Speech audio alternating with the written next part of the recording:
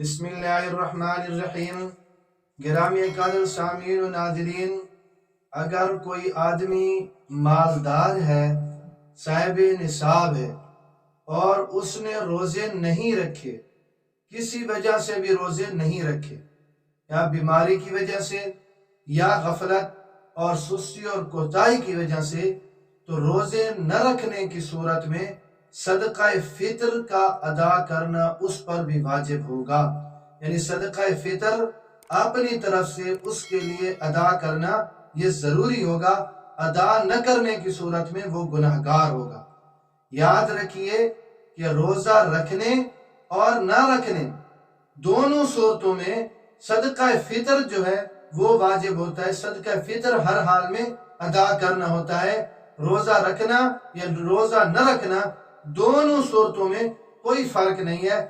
ہاں، روزہ نہ رکھنا اگر غفلت، سستی اور کوتاہی کی وجہ سے ہے تو یہ سخت گناہگار ہے۔ صدقہ فطر ادا کرنے سے کوئی روزوں کی ادائیگی نہیں ہو جائے گی، بلکہ روزے اس کے ذمے قضا رہیں گے، روزہ رکھنا ضروری ہوگا۔ لیکن اگر نہیں رکھا تو رمضان المبارک میں عید والے دن صدقہ فطر اس کے لیے بھی ضروری اور واجب ہے کہ وہ اپنی طرف سے صدقہ فطر ادا کرے۔ اللہ رب العزت مجھے اور آپ سب کو دین کی سمجھ نصیب فرمائے۔